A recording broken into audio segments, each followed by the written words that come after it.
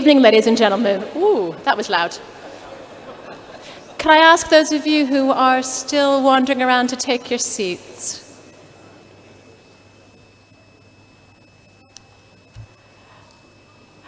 My name is Cara Hansen. I'm the president of the International Health Economics Association, and I am very, very pleased to welcome you to the 2025 Congress.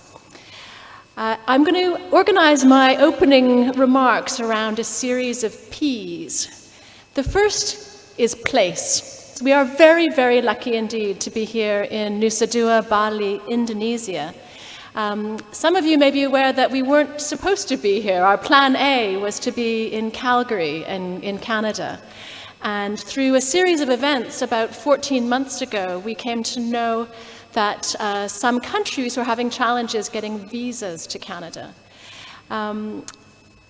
We looked at how much we could adjust the timelines to see if we could accommodate those visa requirements and get abstract selection done in time.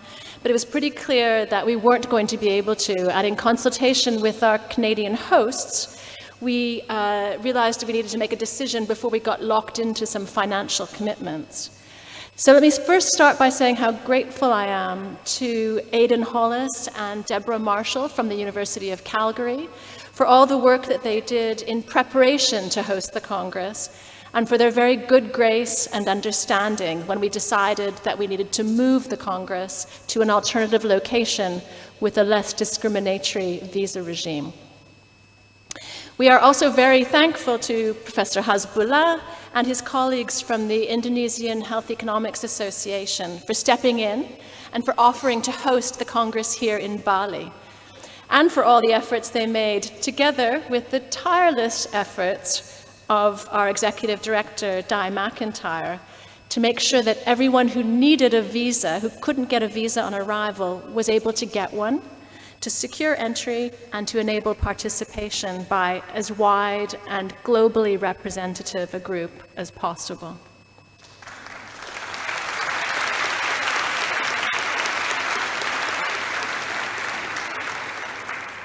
My second P is program. So this year's program has already broken some records. Over the past 2 days, we've hosted a record 33 pre-Congress sessions on a huge range of topics. Linking back to the idea of place, one of these was an all-day session today, exploring the lessons from Indonesia's strides towards universal health coverage over the last decade.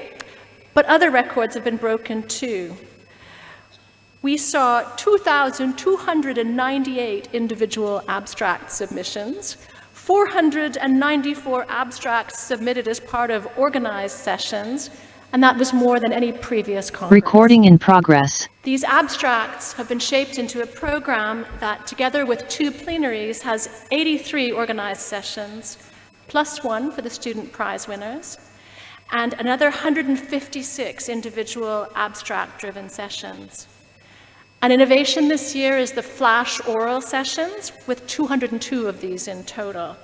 And over the course of the next 3 days, there will be meetings of 11 special interest groups, and we will celebrate the achievements of winners of 4 prizes: the Arrow Award, the Wagstaff Award, the Student Prizes, and the Flash Oral Prizes. Importantly, tomorrow, lunchtime, from 12 till 1:30, is the IHEA members meeting, which will be held in Jakarta A. This is an opportunity for IHEA members to hear what the association is doing, to get an update on our efforts in equality, diversity, and inclusion in our association activities, and an update also on IHEA finances. We'll also have an opportunity to hear from you, the membership, so please do come along. In sum, across this varied program, I promise you an intellectually rich, stimulating, and inspiring few days. The third P is people. We've had over 1,500 delegates registered for the Congress, and that makes it the second largest after Toronto in 2011. Although we are an international organization, the flavor of the Congress is always strongly influenced by its location. moving the Congress around the world helps us to achieve, over time, a truly global presence in our field. And this year, 38%, so more than a third of all delegates are from the Asia region. We're really pleased to have been able to partially sponsor 193 attendees through the generous support of our funding partners, the Gates Foundation, the Asian Development Bank, Euroqual, and the Takeda Pharmaceutical Company. Pulling together an event of this size and complexity is always a collaborative undertaking, involving people working across time zones to bring us together for our 3 days of engagement. This program is overseen by 2 chairs of the scientific program, 21 program chairs, 3 for each field of health economics, and reviewed by 270 review panel members. We have 33 volunteers joining us from the University of Udayana and from other Indonesian Health Economics Association affiliates. And we are enormously grateful to all of you who have contributed to this program for the time that you've given to ensure that the Congress is a success. My final P's are politics and policy. We live in extremely challenging times, and times where science and evidence and universities are under attack. We have members of our own community who've been advised not to travel here to the Congress because of the risk that they might not be allowed to return to the country of their work. I'm very pleased to affirm again today IHEA's commitment to academic freedom, independence, and the value of rigorous, open, and inclusive scientific inquiry. We are committed to supporting our members as they develop and apply economic theory and methods and generate new evidence for improved, equitable health and health care. Through the next 3 days, you will have the opportunity to hear from the very best of international health economics research, to expand your networks, to catch up with old friends, and to meet new ones, and to reflect on how together we can continue to strengthen the field of health economics. I look forward to meeting very many more of you in the coming days and engaging you in these important discussions. Thank you.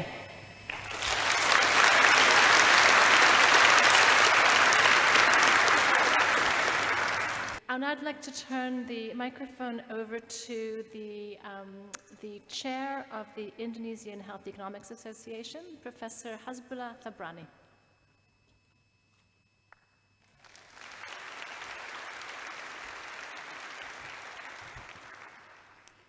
Thank you very much, Prof. Kara Hansen. Bismillahirrahmanirrahim. Assalamualaikum warahmatullahi wabarakatuh. This is the greeting for Indonesia. Good evening, everybody.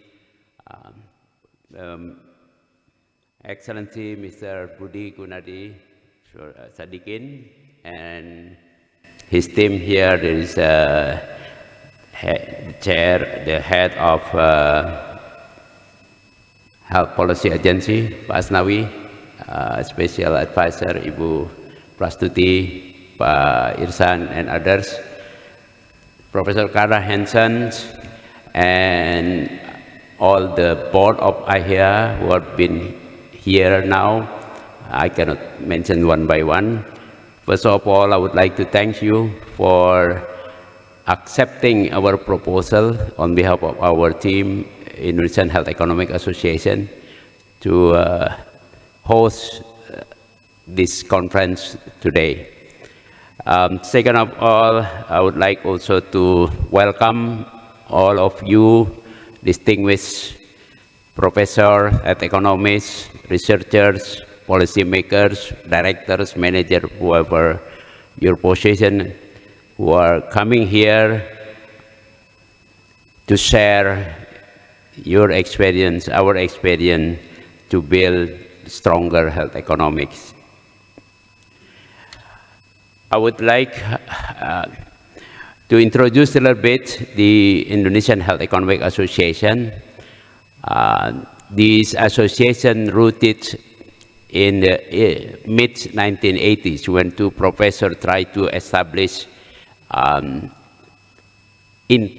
people who are interested in health economics. At that time, the member only two at the Universitas Indonesia for quite a long time, because the health economic issue at that time is not really interested. Even IHEA was established in 1995, right?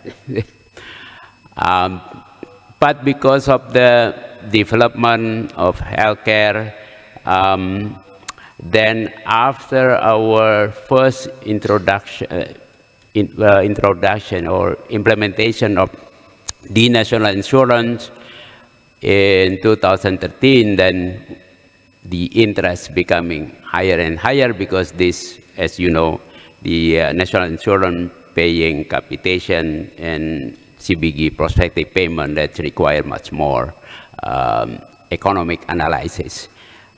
Thanks God, Alhamdulillah, now there are more people who joining us. We established Indonesian Health Economic Association in 2013, and having similar like IHEA, we have now biannual meeting in Indonesia. We also would like to welcome you to enjoy this Bali. Hopefully, among others, you come here not only to share science, knowledge, researches, but also enjoying Bali. Thank you very much for coming. Some of you coming from all the way South America. 2 years from now, we will be visiting there, right? Lastly, I would like to thanks to the Indonesian government, especially the immigration officer, who have been very friendly, accommodating our request to make everything easy. Although there is 1 or 2 cases that might not be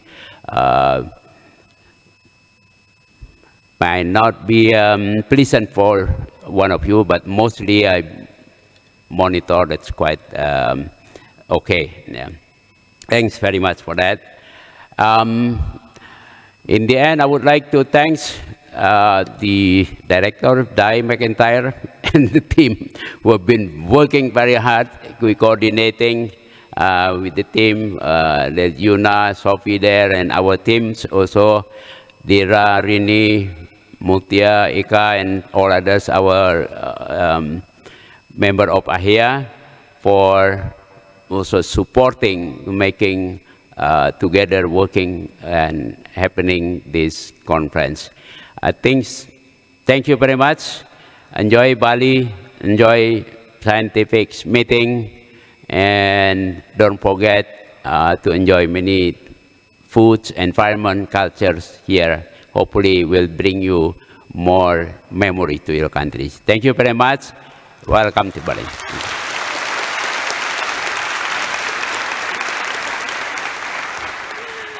Great. So the next item on our agenda is the presentation of the winners of the student prizes. So I'd like to invite Professor Tina Agersdottir to present the prizes on behalf of the association.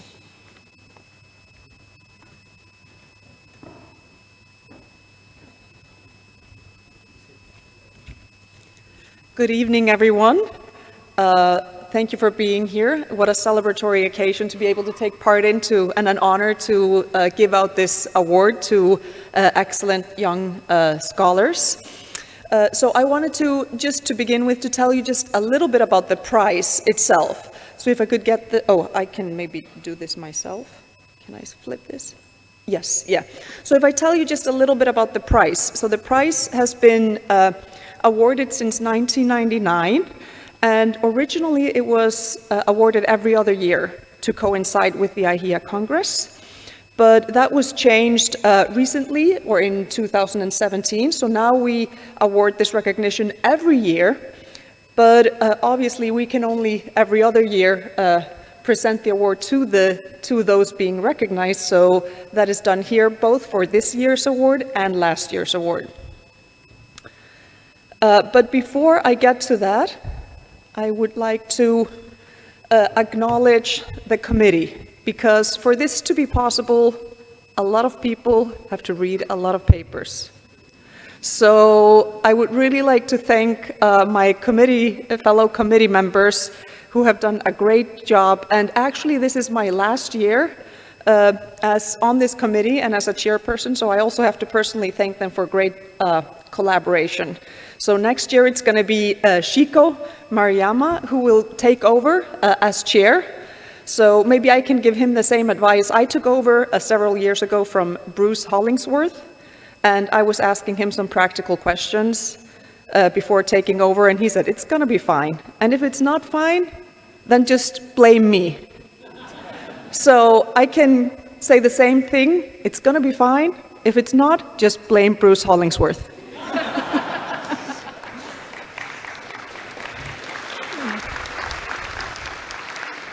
So I would like to start with last year's, the people being recognized for excellence in science last year. So the winner last year was Matthew San for his paper titled Entry and Competition in Insurance Markets, Evidence from Medicare Advantage. And then last year we had two honorable mentions. And that was Priscilla Candoli was one of them for her paper that's called Consumption Smoothing and Welfare Effects, Metukula Pacomo, I think it's pronounced, Social Cash Transfer Programs.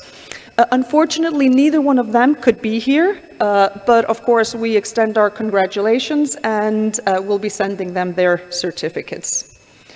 But from last year, we do have Yuki Kaniyama, and he is being recognized for an excellent paper titled Unintended Effects of Delayed Marriage on Women's Attitudes Toward Intimate Partner Violence, Evidence from Cambodia.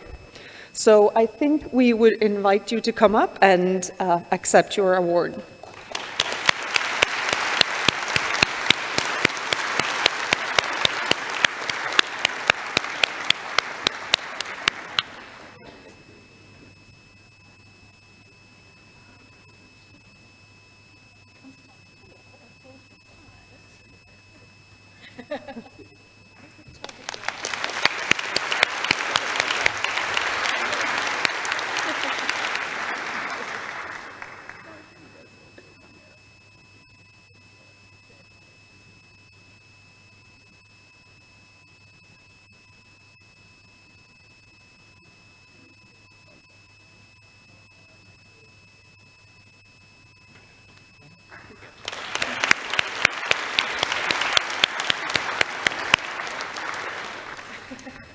And then we move to this year's awards. So for 2025, we had joint winners. One of the joint winners was, let me flip this, Marie-Anne Bouchut. Yes, if you would please come and accept your award. And yes.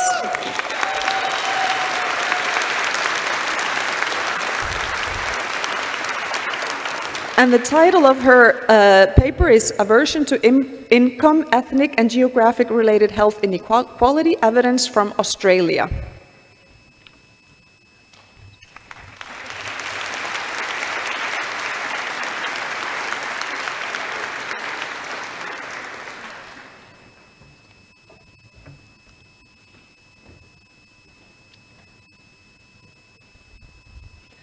And then also being recognized as a first prize winner last year was Hidetoki Nakayama. And the title of his paper is The Causal Link from Vaccination Policy to Government Trust, a Regression Discontinuity Analysis. And let's congratulate him.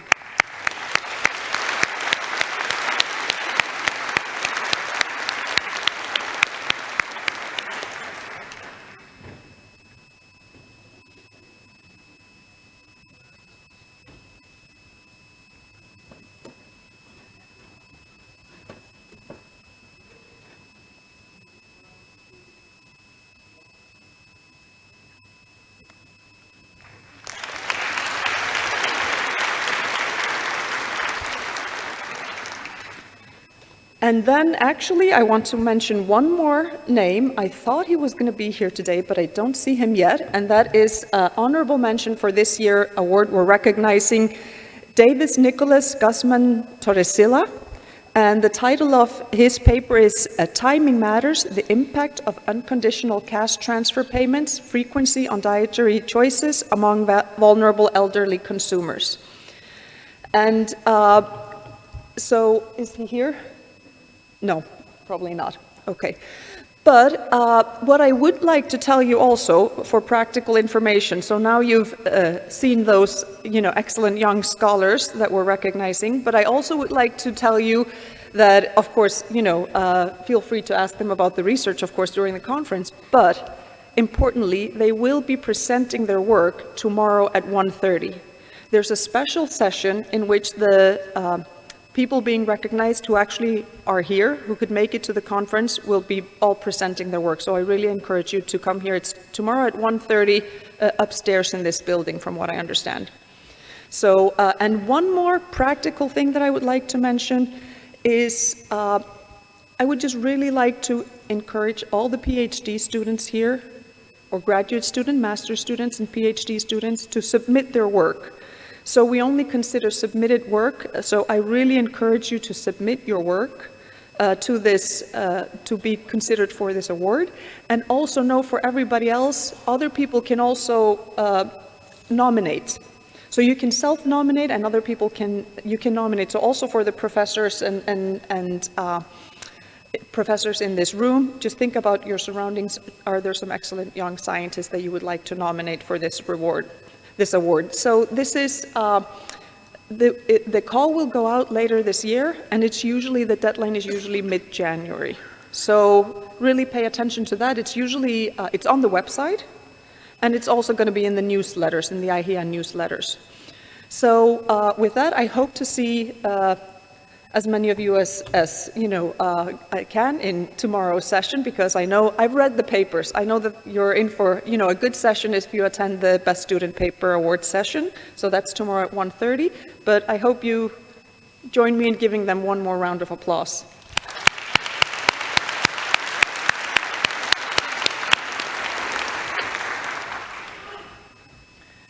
Thank you very much, Tina. And just let me add my thanks to the committee for all their hard work.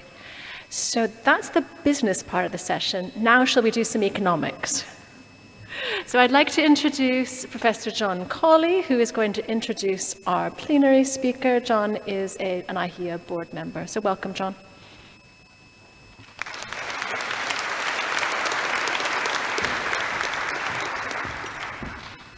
Hi, everyone. Good evening. Welcome to the last part of our program tonight, and that is the opening plenary, which is titled Using Economic Policy Instruments to Improve Health, Challenges and Opportunities. As you know, diet-related chronic disease, such as diabetes and obesity, has risen in prevalence worldwide, with consequences for individual health, healthcare costs, and government budgets. We just heard the Minister of Health for Indonesia talking about how stroke and heart attack are the top 2 causes of death here. Both of those are associated with poor diet and obesity. Economic instruments are seen as a critical component of the recommended policy analysis, policy response. This session here focuses on the fiscal and trade policies that are intended to address diet-related non-communicable disease. And after we chose the topic for this opening plenary, we discussed the characteristics of the ideal person to present. It would be someone with experience in government, someone who does first-rate health economics research, someone with extensive research in the Asia-Pacific region in particular, and someone who is engaged with current global policy in the area. And I'm very pleased to report that the top person who fit this description has agreed to give the plenary, and I'm honored to introduce her now. Anne-Marie Tho is professor in public policy and health at the University of Sydney and has over 20 years of experience in food and nutrition policy research, including collaborations in Europe, Africa, Latin America, Asia, and the Pacific. Her research focuses on the interface between economic policy and nutrition.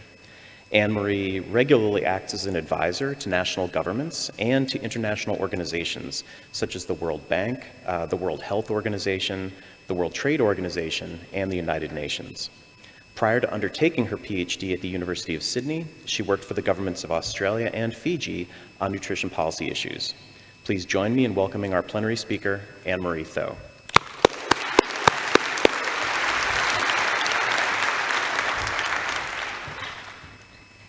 Thank you so much for the invitation and the kind introduction, John. It's really a pleasure to be here, and I want to acknowledge and thank the Indonesian Health Economics Association and the International Health Economics Association for the opportunity. All of us have wished at some point that healthier food choices were easier, and maybe even wished that unhealthy food was a little less cheap, convenient, easily available, and heavily marketed. The environments in which we make decisions about what we eat have major influence on what our diets look like. These environments include grocery stores, informal food retail, fast food outlets, social events, workplaces, and our homes. Unhealthy food environments that don't support access to nourishing, affordable food work against improvements to nutrition and health.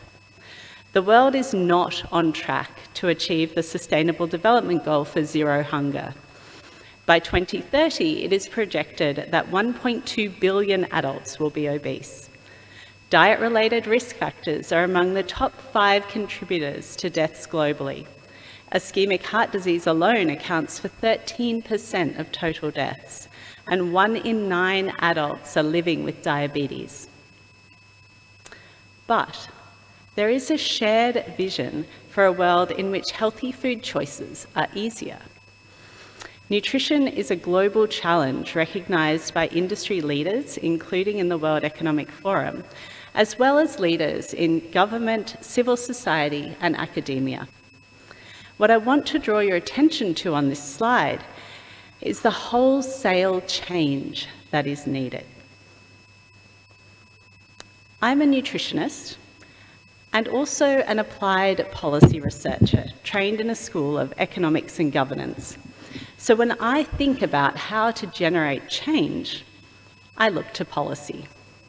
Policy is a means to create incentives and supports for behaviour.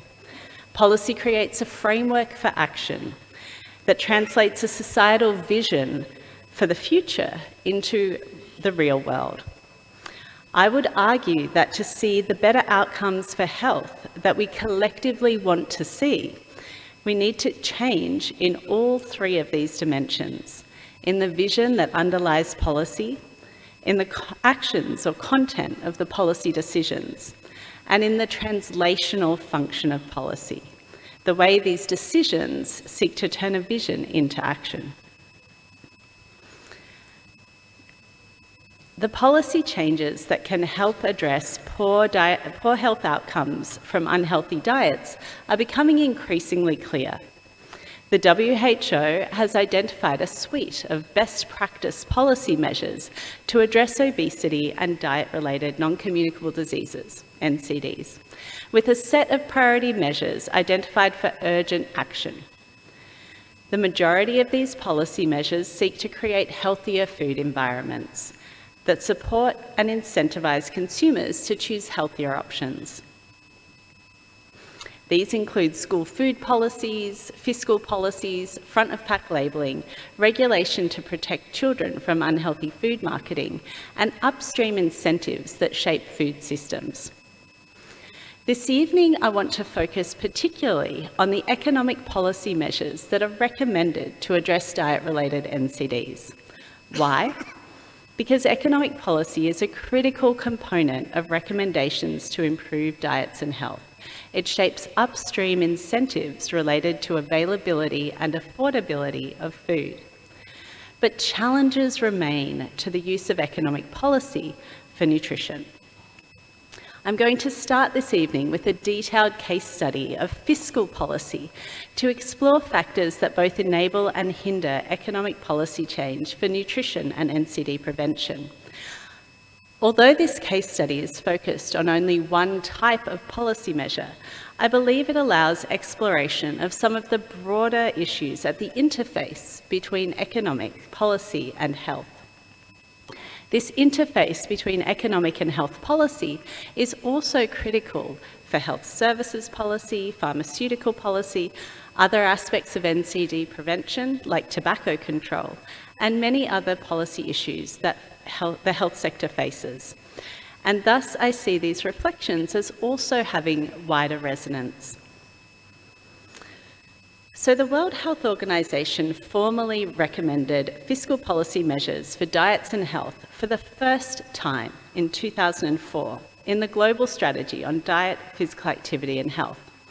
At the time, there was almost no evidence to support this recommendation. It drew heavily on experience in tobacco control. When I started studying the use of fiscal policy to improve nutrition in 2007, I identified only 4 taxes that had an explicit aim to improve nutrition. Taxes on sugar-sweetened beverages, which I'm going to refer to as SSBs, and some types of confectionery in Samoa, Nauru, French Polynesia, and Fiji. 20 years later, the situation is vastly different. A World Bank analysis from 2023, led by Libby Hattersley, who I'm delighted to see here in the room, found 105 national level SSB taxes. At least 115 countries now have broader taxes on unhealthy foods. Last year, the World Health Organization released a formal guideline on the use of fiscal policies to promote healthy diets that included a strong, evidence-based recommendation for the adoption of SSB taxes and also conditional recommendations for taxes on unhealthy foods and subsidies for healthy foods. Fiscal policies to improve nutrition are now also supported in the economic policy sphere. The United Nations Tax Committee has just approved a handbook on health taxes to support fiscal policymakers to further scale up implementation of health taxes, including for SSBs and other nutrition taxes. Reflecting on this global uptake of the use of taxes to improve nutrition over the past 20 years can give us insights into what engenders policy change, which I believe are relevant more broadly. The political scientist Peter Hall describes 3 orders of policy change that characterise decision-making in public policy. The first order of policy change relates to settings. In other words, the details of the design of the policy that enables it to achieve an objective. The second order refers to the selection of an appropriate policy instrument, in this case, the use of taxes. The third order focuses on paradigmatic level changes in the way that governments understand their role and remit. Reflecting on the wide-scale uptake of nutrition-related taxation globally through the lens of these 3 orders of policy change can help us to delve deep into what has enabled policy change and enable us to learn from experience to support strong policy action in the future. I'm going to start by looking at the third order of policy change, questions of what governments can and should do, because I would argue that the widespread deliberate use of fiscal policy to improve nutrition that we've seen over the past 20 years required a third order shift. And I want to address these more fundamental aspects of the use of tax policy in this context before I move on to more specific design considerations. The use of taxes to achieve broader social policy objectives is well established, particularly where market failure is concerned. Recognition of the market failures that justify the use of fiscal policy for nutrition has increased over the past 20 years as more and more evidence has emerged regarding the health harms that I described earlier.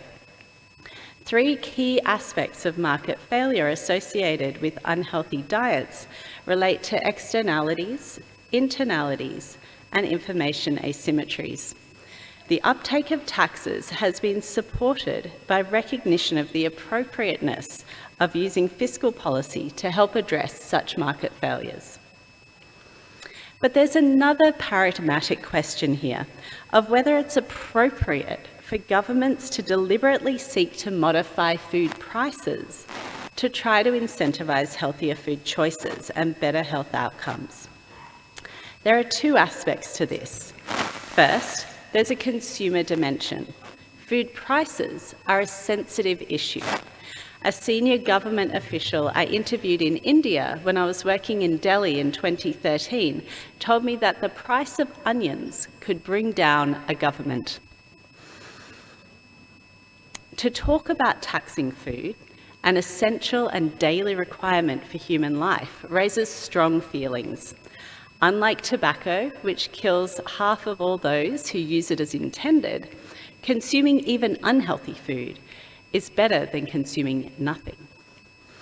These are still very real questions in our current context. In 2023, around 750 million people were undernourished, with certain groups disproportionately disadvantaged, including women, migrants, and Indigenous peoples.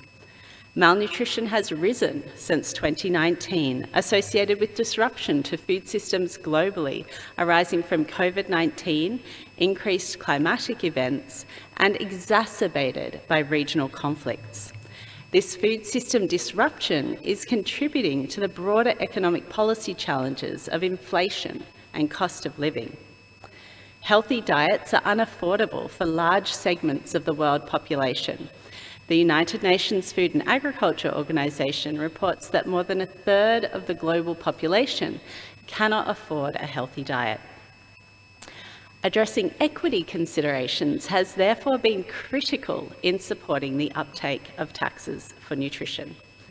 Equity impacts depend on the extent to which consumers reduce their consumption of the taxed foods.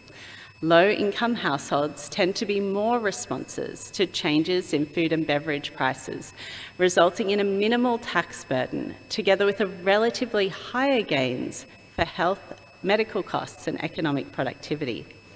For example, recent extended cost-benefit analyses of SSB taxation in Kazakhstan and Ukraine found that when accounting for health outcomes and costs, SSB taxes tend to benefit the poorest households the most and can have a progressive impact in the medium and long run.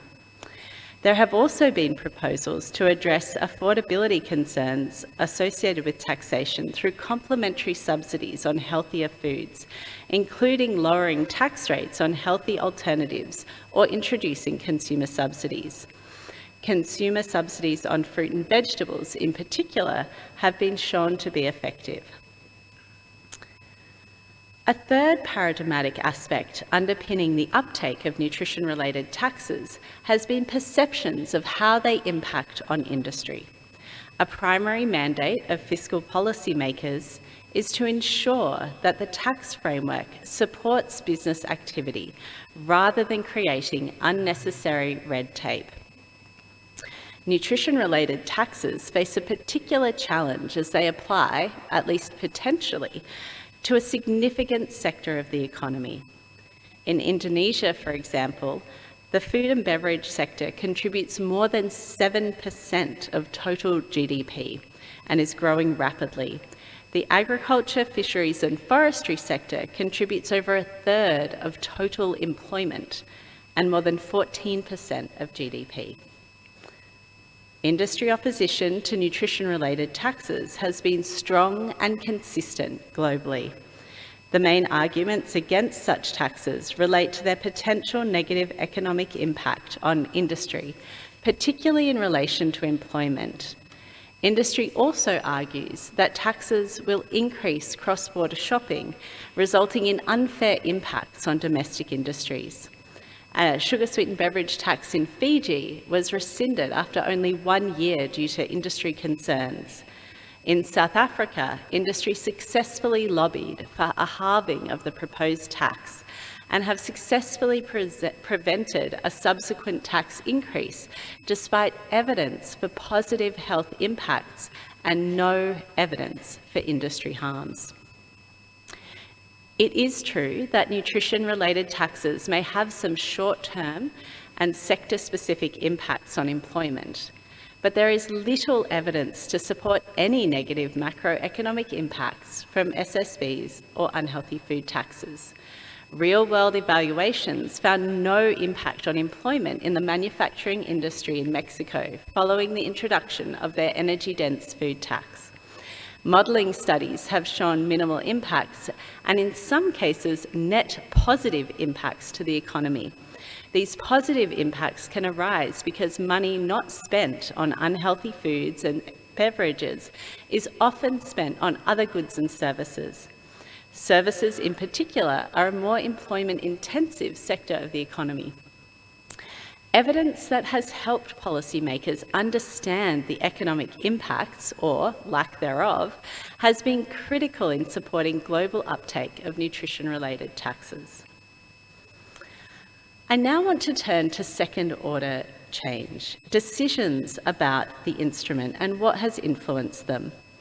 In the 20 years since 2004, uptake of nutrition-related taxes has been supported by increasing clarity on what to tax. We've gained a better understanding of the contribution of nutrition to diet-related NCDs. For example, research into SSBs, particularly in the mid to late 2000s, showed an independent association between SSB consumption and weight gain, and also between SSB consumption and diabetes risk. This new evidence provided a strong basis for singling out SSBs as a relatively straightforward object of taxation. We saw this very clearly in the campaign for the SSB tax in Mexico. This ability to single out a single product was important because it also provided a straightforward focus for policy proposals and, as a non-essential product, had less equity implications. Many of the early recommendations and attempts to tax food and beverages had a broad focus, such as the fat tax in Denmark. This tax was applied on the basis of the content of saturated fat associated with heart disease risk and applied to meat, dairy and processed foods. The tax thus raised consumer prices across a wide range of food products, including some core foods that are recommended for consumption in formal government dietary guidelines. This policy incoherence, where governments are both recommending consumption of certain foods as part of a healthy diet and taxing it, creates mixed messages and leaves a fiscal policy measure vulnerable. Even though in the long term, the Denmark tax was shown to be effective in incentivising consumers to shift towards foods lower in saturated fat, it was repealed after only 1 year due to pressure from industry and consumer concerns regarding affordability. In contrast, SSBs have no nutritional benefits, and even worse, they often displace the consumption of healthier beverages. For food taxes, there has been slowly growing clarity on how to identify appropriate foods for taxation that do not apply to core foods. Innovations in the application of nutrient profiling modelling in particular is supporting a rise in unhealthy food taxes. For example, in Colombia, they recently introduced a tax on processed and ultra-processed food products that exceed thresholds for sugar, sodium, or saturated fat within certain categories.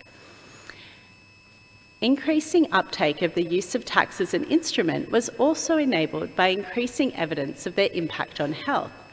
As I mentioned, there was almost no evidence for that initial 2004 WHO suggestion for fiscal policy. I led the first systematic review on the effect of fiscal policy on diet, obesity and chronic disease, published in 2010, together with Steve Jan, who I'm delighted to also have in the room here tonight. We identified only 24 studies, only about half of which had been peer-reviewed. Many of the studies were low quality, examining hypothetical taxes and using price elasticity estimates, which could frankly be termed guesstimates. Fast forward to 2022 and the publication of Tatiana Andreeva and colleagues' reviews which underpinned the formal WHO guideline. They identified 54 high-quality studies of implemented food taxes and subsidies and 86 articles on sugar-sweetened beverages. In marked contrast to the situation in 2010, we now have strong, consistent evidence that nutrition-related taxes raise prices and reduce sales of taxed beverages and unhealthy foods. Evidence has increased at all points of the pathway of impact for fiscal policy measures. The average pass-through rate of SSB taxes is 82%, meaning that most of the tax tends to be passed on to consumers in the form of higher retail prices. Consumer demand for SSBs tends to be highly sensitive to tax-induced price increases, with an average price elasticity estimate of demand of minus 1.59, meaning that a 1% increase in price leads to a reduction in consumption of just over 1.5%.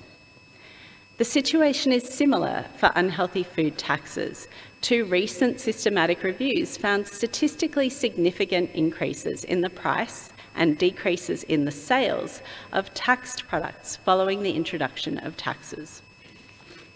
There is less evidence on more long-term effects of SSBs and food taxes, but the UK soft drink industry levy was associated with an overall 8% relative reduction in obesity levels in girls. Mexico's SSB tax was associated with a 1.3 percentage point decrease in overweight or obesity prevalence among adolescent girls within the first 2 years. A critical dimension has been understanding consumer response, particularly how substitution of taxed products occurs. In relation to SSB taxation, there is little evidence to suggest that consumers substitute SSB consumption by shifting to untaxed beverages. However, substitution becomes a much greater concern with unhealthy food taxes. The risk to substitution to untaxed unhealthy items varies significantly based on product availability and the scope and overall design of the tax. But substitution can also be influenced by the tax mechanism. At the moment, governments use a wide range of tax mechanisms, but specific excise taxes are the preferred instrument for nutrition-related taxes. In particular, using a specific rather than a volumetric tax ensures that cheaper products aren't taxed proportionally less than more expensive products. If that occurs, it can encourage substitution to cheaper products rather than the desired decrease in consumption or shift to healthier products. Evidence for all of these aspects of the instrument have been critical in supporting uptake of nutrition-related taxes. Finally, I want to consider first-order change related to settings. The specific settings of a tax tend to be much more straightforward to change, and as a result, first-order change is the point at which we see the most learning and adaptation. An interesting example is the evolution and regional learning that we saw in the European region over the past couple of decades.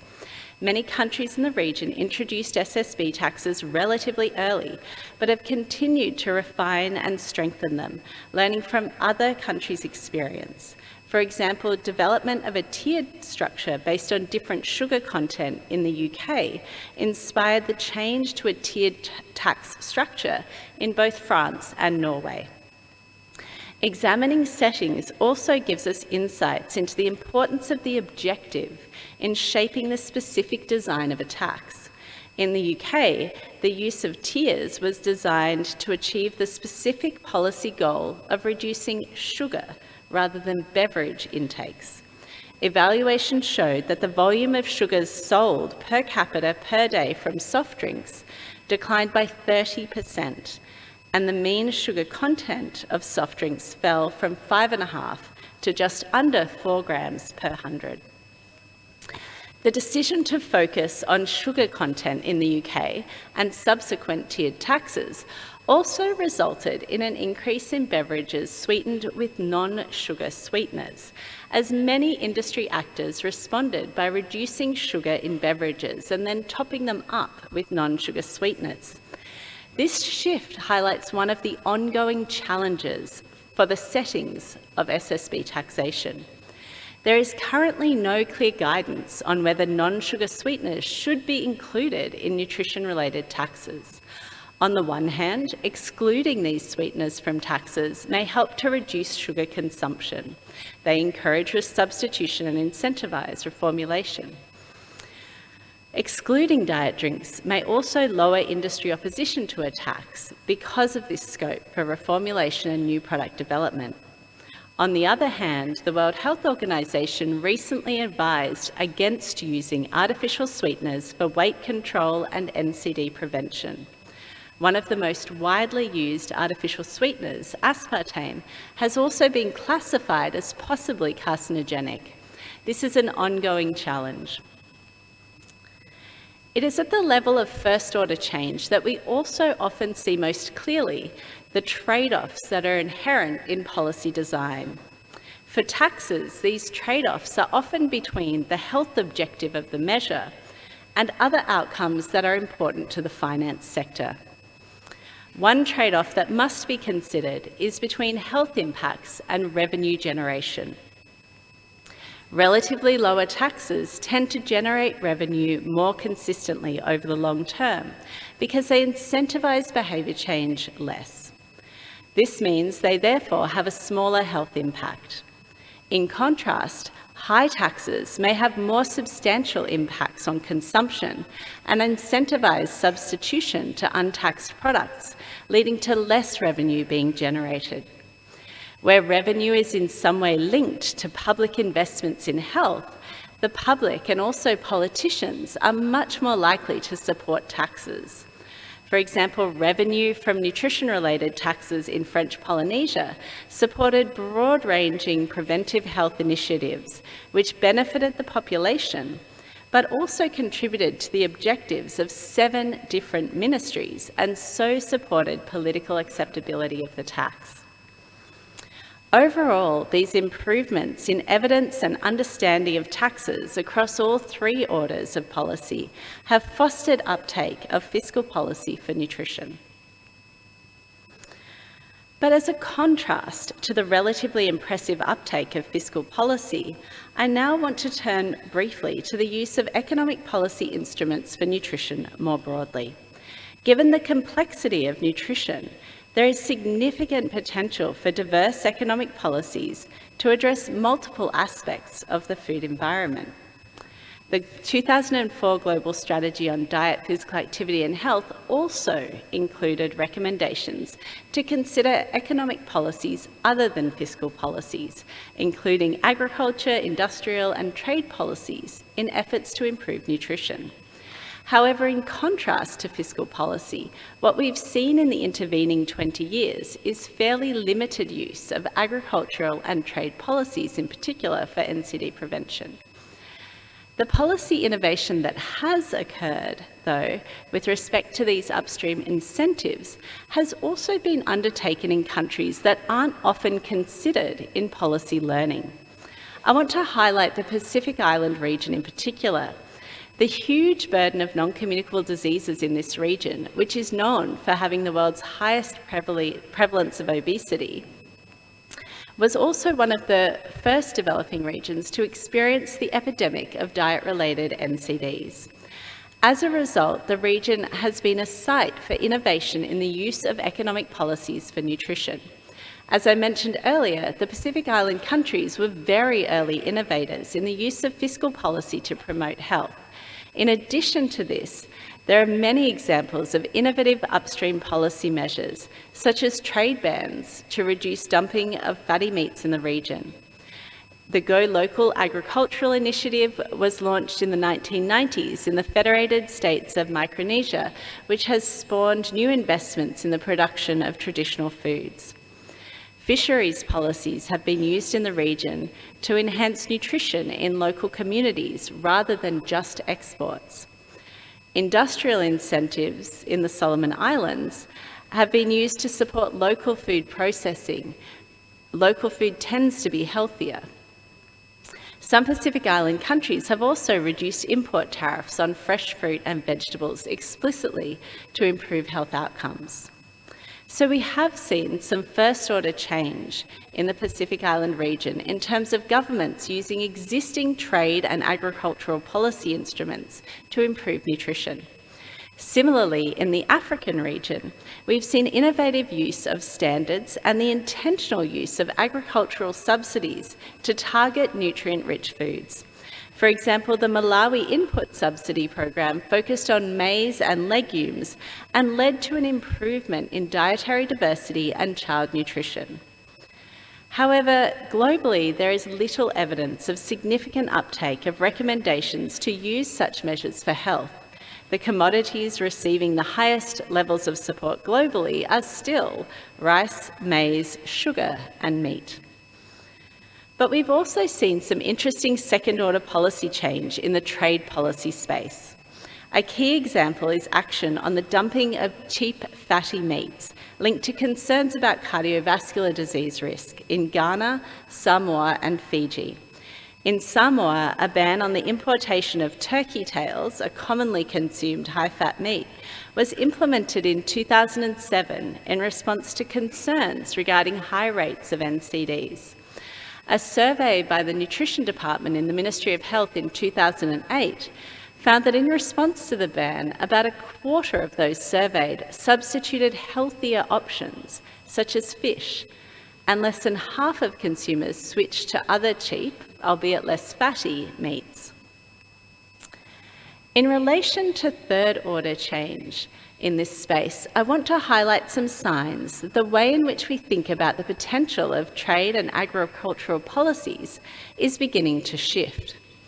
Last year's flagship report on the state of commodity markets from the UN Food and Agriculture Organization collated the diverse evidence base on trade and nutrition and included significant new data analysis by the FAO. The report showed clearly that trade liberalisation has been associated with increased availability and affordability of ultra-processed foods, and as such, that trade policy makers should be considering nutrition as an outcome. To me, this report represented a shift in the paradigm regarding whose problem nutrition is, as it was led by agricultural economists, and then it was showcased by the World Trade Organization at their 2024 Annual Symposium on Agricultural Trade, which focused entirely on trade and nutrition. Similarly, the recent World Bank and FAO publications on the potential to repurpose agricultural subsidies globally to create better incentives for healthier and more sustainable food systems have started to expand the purpose of agricultural policy in fundamental ways.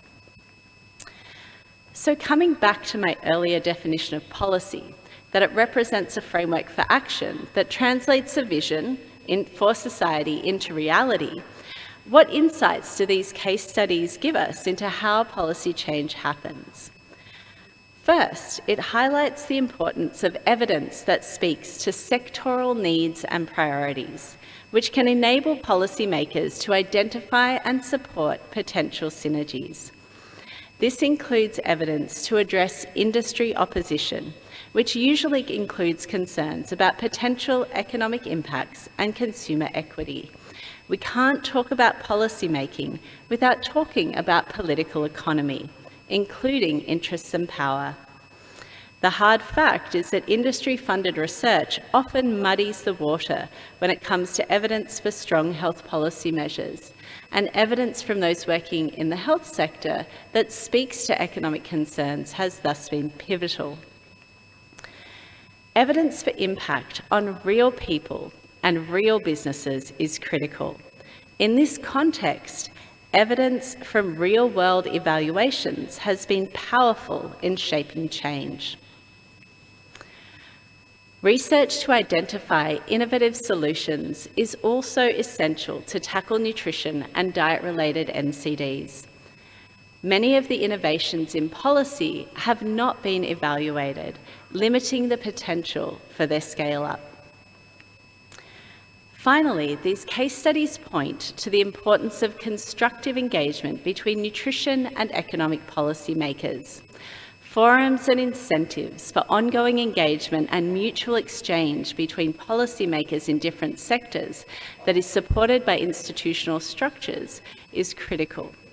While I was doing my PhD, I had the privilege of working with a principal nutritionist in Samoa, who subsequently successfully lobbied to be appointed to Samoa's World Trade Organization Accession Committee.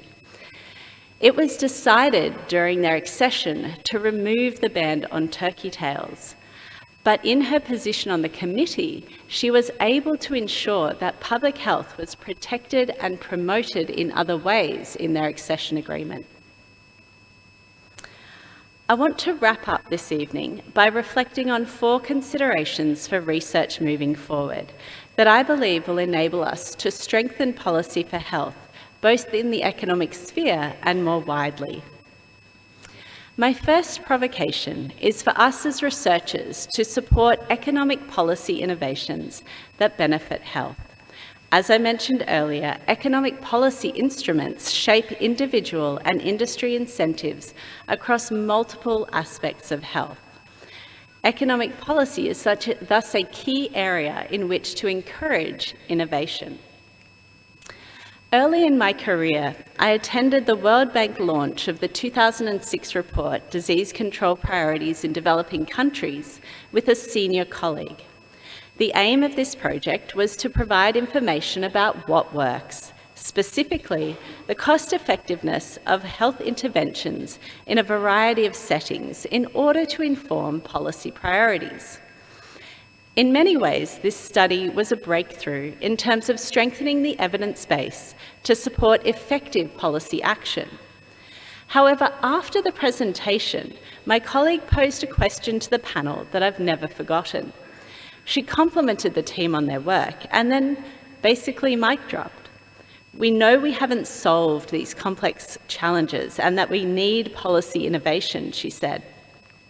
But if we recommend that governments only take policy actions that we have cost-effective evidence for, how will we encourage policymakers to try anything new? In the current global economic policy context, trade rules are being rewritten daily. We're struggling to see agreement on tax policy, and entrenched interests oppose changes to food and health policies. This is a critical time for us as a research community to be exploring innovative ways for economic policy to create meaningful incentives for public health. As an example, one that I'm currently wrestling with, there is an increasing global interest in new industrial policy agendas that seek to incentivise industry activity to support sustainable development. There's new evidence that indicates that industrial policy can be effective in generating the desired changes. But at the moment, I cannot find any indication that health is being considered, even within this new industrial policy agenda. So the potential to integrate health into upstream incentives that are shaping food systems and nutrition, for example, are being completely missed. My second provocation relates to knowledge equity. The roots of colonisation run deep and continue to shape research in fundamental ways, including containing and constraining the types of knowledge that we value, often in relatively invisible ways. Let me say at the outset that I am deeply indebted to my colleagues, Associate Professor Shea Abimbola, Dr. Taruna Sebastian and Dr. Busiso Moyo in particular, for their generosity in sharing their insights about decolonisation of research with me. Knowledge equity refers to equitably valuing diverse and particularly Indigenous ways of being, ontology, knowing, epistemology, and doing, methodology. It is essential for fair and just policy making. I would argue that it is also essential to underpin the innovation and effectiveness of policy that we so desperately need. I just spent 6 years as part of the World Health Organization's Nutrition Policy Guidance Advisory Group. I'm proud to have been part of this diverse group, which included academics and policymakers from all over the world.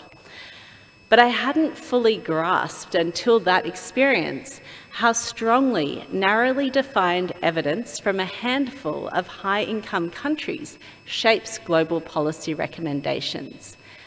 For example, the fundamental lack of consideration of the informal food sector in global recommendations for nutrition policy best practice. In his recent book, The Foreign Gaze, Abimbola writes insightfully about being wronged as a knower. This concept relates to the ways in which knowledge can be narrowly defined in such a way as to discount certain sources of knowledge or certain groups of people who hold knowledge. He tells a story about a Nigerian colleague in London who wanted to explore the long-held traditional practice in Nigeria of group antenatal sessions and faced a context in which the only recognised knowledge was of individual antenatal care. He writes, "She had tried to convince her colleagues in London, who only knew of individual antenatal care, that group sessions worked well as a platform for education and emotional support, but she could not win them over. So she thought evidence from a randomised controlled trial would be compelling. She knew there was hardly anything new that such evidence could say to people for whom group antenatal care was a norm that emerged long ago and had been refined through learning. If a trial found that it did not work, this would not alter prior judgment of its value among Nigerians with an intimate knowledge of it. There was thus no equipoise, the state of not knowing if something is good or bad, works or not, which is an ethical precondition for randomised controlled trials. I see a challenge and an opportunity for us to critically engage with the evidence base in our research fields and to ask ourselves not just what we know, but who we consider as having knowledge, and then to ask how we can support decolonising and post-colonial research. This means looking hard at the practice of our research and being vulnerable enough to ask others how we can practice better. It means pushing ourselves out of our comfortable theoretical and methodological spaces and reconceptualising how we conceive of knowledge and who holds it. My third provocation is for us to think about how we make issues related to gender visible or invisible in our research. In her book Wifedom, Anna Funder writes about the invisible wife of George Orwell, Eileen, who was Oxford educated and a natural leader, but along with other women in Orwell's life, makes almost no appearance in his work or biographies. Anna Funder writes, "How is a woman made to disappear? The methods of omission started to fascinate me as I came to recognise them. What a woman does or what is done to her is only mentioned pages after the events themselves. This separates her actions from their effects, her bravery from its beneficiaries, her suffering from the people who caused it. The most insidious way the actions of women are omitted is by using the passive voice. Manuscripts are typed without typists, and escape from Stalinist pursuers is achieved.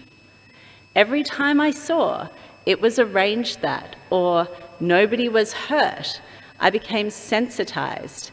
Who arranged it? Who might have been hurt? Once I knew who should be in the text but wasn't, the biographies seemed like oddly collaborative projects between biographer and subject." As part of my preparation for this conference, I read Selma Mushkin's seminal 1962 paper that helped establish the field of health economics. It was fascinating and inspiring in many ways, but the way that informal care, which is of course a heavily gendered issue, was described and addressed, or not addressed, in fact, really struck me. I know that there has been significant progress in this area. This research from Saskia de Groot and colleagues is a thoughtful example, and it was inspiring this afternoon to attend the workshop on women and economics. But women are still disproportionately impacted by malnutrition, and women's health issues are severely underfunded. 75 million years of life are lost due to poor health or early deaths of women each year. Closing the women's health gap would give the 3.9 billion women in the world today an extra 7 healthy days a year, or an average of 500 days over a lifetime. Closing the gap could also boost the global economy by $1 trillion by 2040. It's critical that we look actively for ways to foreground gender in our research.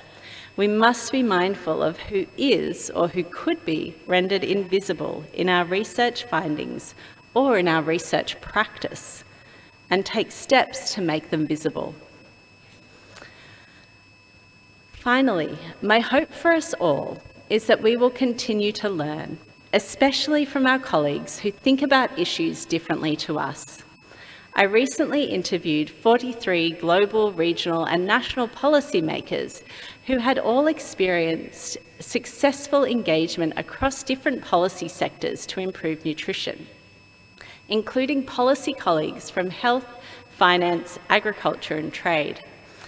One of the findings that surprised me was that almost everyone spoke about how critical it was to foster ongoing and shared learning, both in the sense of personal traits like curiosity, listening, and humility, but also in creating spaces in which learning from those working in different fields could occur.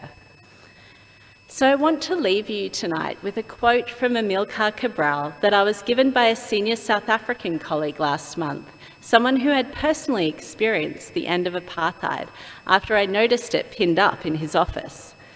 For me, to be reminded by Cabral, an agricultural engineer, political organiser, diplomat, anti-colonial leader and revolutionary poet, of how critical learning is to systemic change, was both an inspiration and a challenge.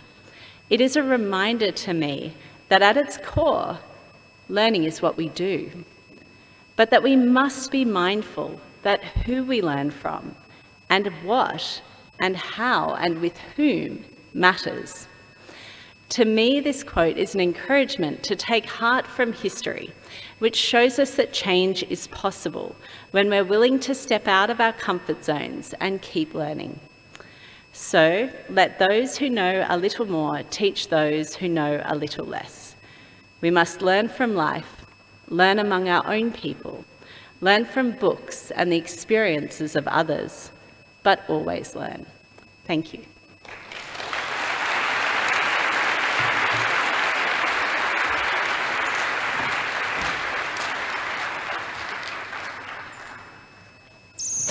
Thanks very much. Thanks very much, Anne-Marie. So if there's mic, so now open the floor to questions. This is how.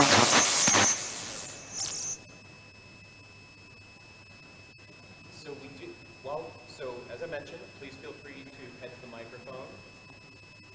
Yeah.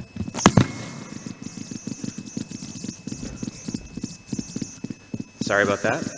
Please feel free to head to the microphones if you have a question for Anne-Marie. And Anne-Marie, thank you for an outstanding talk.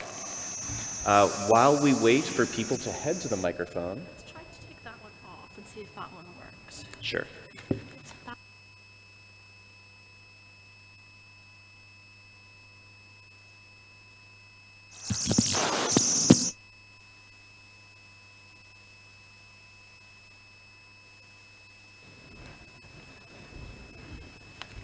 Please feel free to use the microphones to ask Anne-Marie a question. And we thought we'd given out all the awards through Tim's efforts, but it turns out we have one fabulous prize yet to be given out because someone's lost their passport. So if you are Tamrat Abebe of Ethiopia, and you can confirm your actual birthday, you have this fabulous prize of a valid passport waiting for you, which you can get from the IHEA office. So while we wait for people to come to the microphones, I'll just ask you a question, Anne-Marie. So you talked about how there's all sorts of market failures that might motivate such economic policy instruments as you're describing, but there's also other frames that governments might use when they're thinking about these policies. And so how do you balance explaining the economic rationale with, is that working? With other frames and motivations that local governments might have, such as... Thanks so much, John. I think this challenge of communicating across sectors and also talking really specific economic language to policymakers who hold multiple objectives is a real one. And I think there is often this divide between theory and the economic ideal, and then the pragmatic reality that is necessarily political that characterises policy making. To me, one of the key breakthroughs has been the introduction of the Sustainable Development Goals, which have created, I think, a really compelling vision of the multiple objectives that governments hold at that overarching government level, and have created a platform for communication across sectors. The other thing I would like to give a shout out to is the World Bank's Human Capital Index, which I think similarly has created an economic rationale, so perhaps on the other side, for intervention in nutrition and health and early childhood development.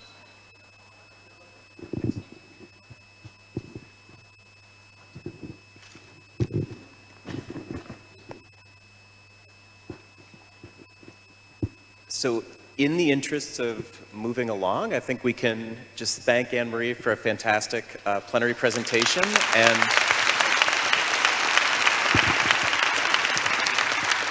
and let the reception begin.